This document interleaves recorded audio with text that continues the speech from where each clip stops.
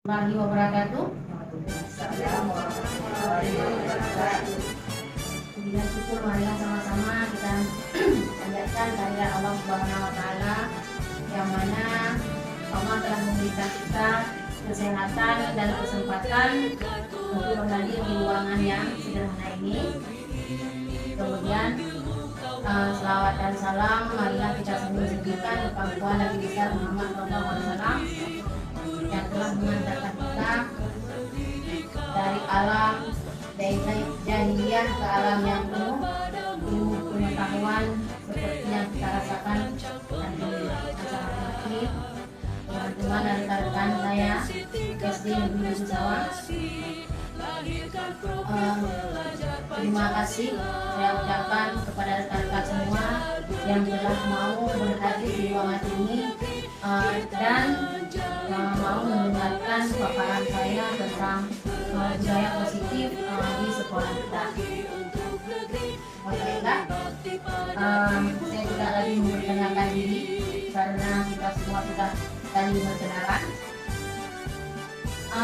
Materinya budaya positif. Selanjutnya, menurut Ki Hajar Dewantara, tujuan pendidikan yaitu menuntun segala kodrat yang ada pada anak-anak agar mereka dapat mencapai keselamatan dan kebahagiaan yang setinggi-tingginya, baik sebagai manusia maupun sebagai anggota masyarakat.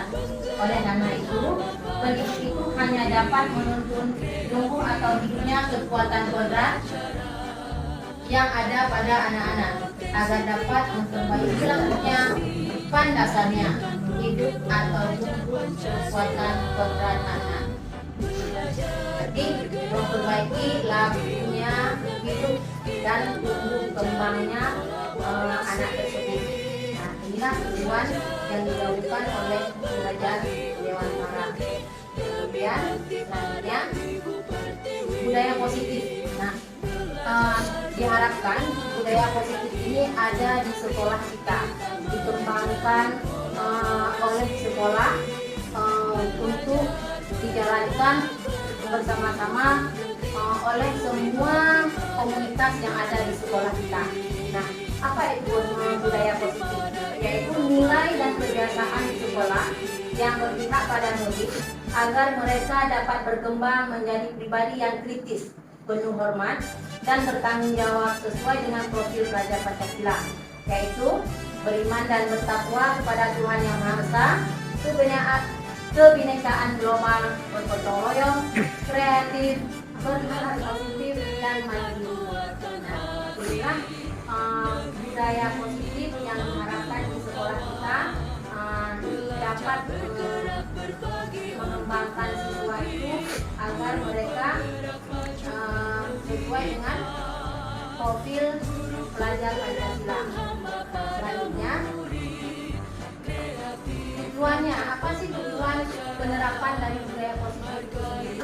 Nah, tujuannya yaitu menumbuhkan motivasi intrinsik, yaitu motivasi dari dalam murid itu sendiri untuk menjadi pribadi yang bertanggung jawab dan berwujud hidup. Kedua, menumbuhkan karakter anak. Jadi akan diharapkan akan tumbuh dengan sendirinya dengan pembiasaan positif yang kita adakan di sekolah.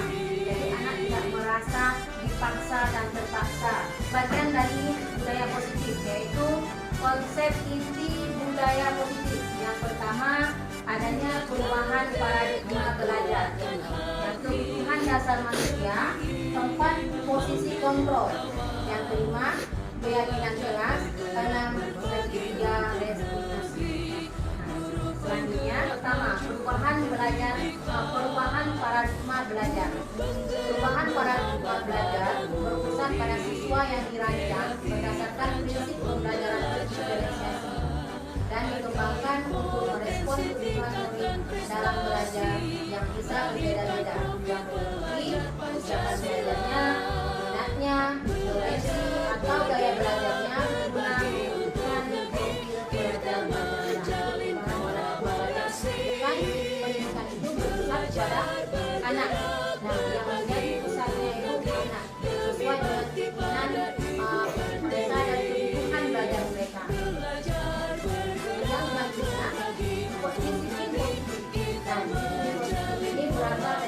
Nah, yang artinya belajar. Disiplin mengacu pada diri yang memiliki tanggung jawab terhadap apa yang dilakukannya berdasarkan nilai-nilai yang diyakini. Yang selanjutnya, yang kedua, nah masih di disiplin positif. Disiplin positif merupakan salah satu cara penerapan disiplin yang bertujuan untuk menumbuhkan kesadaran serta memberdayakan peserta didik tanpa imbalan penghargaan atau reward, ancaman atau hukuman.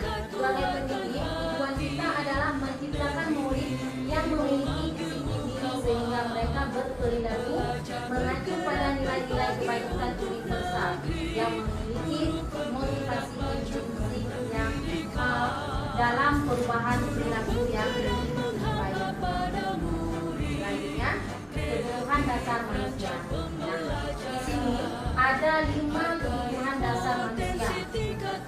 Tentunya, apa itu kebutuhan dasar manusia? Yaitu seluruh tindakan manusia memiliki tujuan tertentu. Semua yang kita lakukan adalah usaha terbaik kita untuk mendapatkan apa yang kita inginkan. Nah, ada 5 kebutuhan dasar kita. Yang pertama, bertahan hidup, yaitu kesehatan, rumah, dan pakaian. Kemudian ada kasih sayang dan rasa diterima. Kemudian ada penguasaan, yaitu menjadi kompeten, terampil, diakui dan didengarkan. Harganya ada kebebasan, yaitu kebebasan berpendapat, menentukan arah hidupnya dalam berekspresi dan inovasi. Nah, kemudian ada kesenangan. Kesenangan ini bermain dan tertawa. Ada 5 posisi kontrol kita. Yang pertama, menghukum. Yang kedua, ada teman. Yang ketiga, membuat merasa bersalah. Ada pemantau dan manajer. Contoh penerapan 5 posisi kontrol. Contoh kalimat yang diucapkan dalam setiap kasus di sekolah kita. Yang penghukum, kalimatnya kamu selalu saya salah. Nah, itu berarti menghukum. Kita selalu menyalahkan dia tanpa mencari tahu apa penyebab dia melakukan kesalahan. Kedua, teman, kita sebagai teman. Nah, apa kalimat yang sering kita ucapkan yang ucapkan ini tidak apa-apa. Nanti Bapak akan bereskan. Berarti kita itu membantu dia. Membantu dia seperti dia bergaul dengan teman-temannya. Nah, kemudian yang ketiga ada membuat merasa bersalah. Mana coba kalau orang tua kamu tahu kamu dibuat salah ini. Kalimat ini si anak akan membuat dia merasa bersalah. Dia tidak enak hati, dia akan merasa sedih. Nah, kemudian ada lagi pemantau. Nah, pemantau ini dia memantau, biasanya kalimat yang dia ucapkan, kamu terlambat 15 menit. Apakah kamu sudah mengerti konsekuensi yang harus dilakukan bila terlambat? Di sini juga kita sering berlaku sebagai pemantau. Nah, kita tanyakan apa konsekuensi dari kesalahan yang dia lakukan. Nah, kemudian yang kelima, ada posisi manajer. Dalam posisi ini, kalimatnya yaitu apa rencana kamu untuk memperbaiki hal ini. Nah, di dalam posisi manajer ini, kita menuntun si anak untuk menemukan sendiri penyebab mengapa dia melakukan kesalahan, kemudian bagaimana solusi dia untuk memperbaiki kesalahan yang sudah dilakukan. Jadi kita menuntun anak menggali pemahamannya sendiri agar dia sadar bahwa apa yang sudah dilakukannya itu salah. Nah, inilah 5 posisi kontrol kita sebagai guru maupun orang tua di rumah. Ada keyakinan kelas. Nah, keyakinan kelas ini merupakan kesepakatan kelas yang diyakini bersama oleh guru dan murid selama proses pembelajaran yang bertujuan untuk membangkitkan motivasi intrinsik di rumah maupun di sekolah serta dalam kehidupan sehari-hari. Segitiga restitusi. Nah, segitiga restitusi yaitu proses menciptakan kondisi bagi murid untuk memperbaiki kesalahan mereka sehingga mereka dapat kembali pada kelompok mereka dengan karakter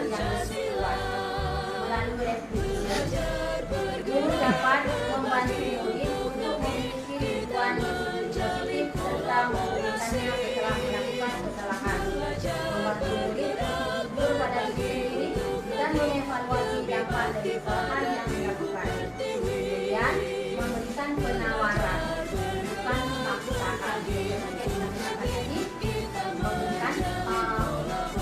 mencari jalan keluar, solusi. Nah, pada segitiga restitusi ini ada 3 bagian dari segitiga ini. Yang pertama, menstabilkan identitas. Pada menstabilkan identitas ini tidak ada manusia yang sempurna. Kita katakan atau kita tanamkan kepada mereka, tidak ada manusia yang sempurna. Kemudian setiap orang pernah melakukan kesalahan. Kemudian yang kedua, ada validasi tindakan yang salah. Nah, di sini kamu tentu punya alasan. Kita menanyakan alasannya, kemudian menanyakan cara yang lebih efektif kemudian menyelesaikan masalahnya. Yang ketiga, menanyakan keyakinan. Nah, keyakinan apa yang kita sepakati? Kemudian bayangan tentang kelas yang ideal menurut siswa. Ini bagian-bagian dari segitiga restitusi. Berikut contoh video penerapan segitiga restitusi yang sudah saya lakukan.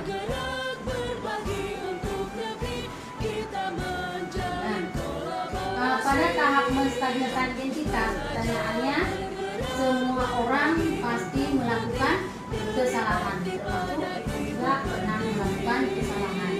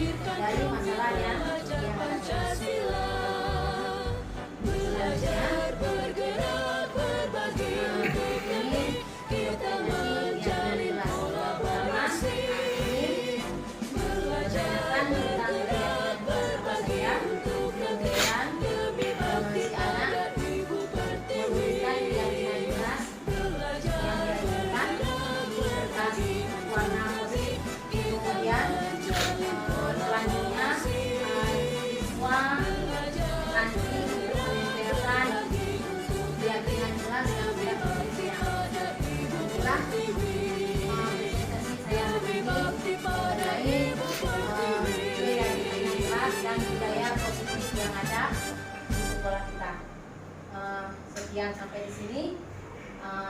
Saya akhiri. Assalamualaikum warahmatullahi wabarakatuh.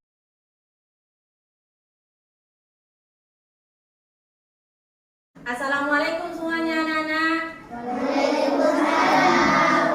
Sehat hari ini semuanya? Sehat. Alhamdulillah. Nah, hari ini kita bertemu lagi di kelas baru dengan suasana baru. Nah, tentunya semua sudah kenal kan? Kita sudah berkenalan di hari pertama masuk sekolah, ya kan? Nah, hari ini sebelum kita lanjut untuk belajar, kita akan membuat keyakinan kelas. Nah, apa itu keyakinan kelas? Nah, jadi keyakinan kelas itu kira-kira siapa yang tahu ya? Apa sih keyakinan kelas? Nah, jadi hari ini kita akan membuat keyakinan kelas, yaitu kegiatan atau hal-hal positif yang harus kita lakukan bersama, yang harus kita jaga bersama dan kita sepakati bersama. Nah, kira-kira hal positif apa yang kamu ketahui yang harus kita laksanakan di sekolah? Ya, tidak membuang sampah sembarangan. Kita harus membuang sampah pada tempatnya. Nah, kemudian apa lagi ya kira-kira yang harus kita lakukan? Yang pertama, membuang sampah pada tempatnya. Kemudian menjaga tanaman. Ya, nah hari ini Ibu ada bawa kertas warna post-it. Nah, nanti kalian tuliskan keyakinan-keyakinan kelas yang kalian yakini di sini, di kertas ini. Tulis apa saja boleh yang harus kita lakukan. Nah, yang kita yakini akan membawa dampak yang baik untuk kita. Nah, nanti setelah ditulis di sini, satu saja kegiatan yang kamu lakukan. Nah, nanti kita tempelkan di kertas karton ini. Siap? Siap ya. Nah, sekarang Ibu bagikan kertas post-itnya. Ada yang warna hijau. Nah, tulis di sini apa sih tadi? Ada yang mengatakan menjaga tanaman, ada yang mengatakan membuang sampah di tempatnya.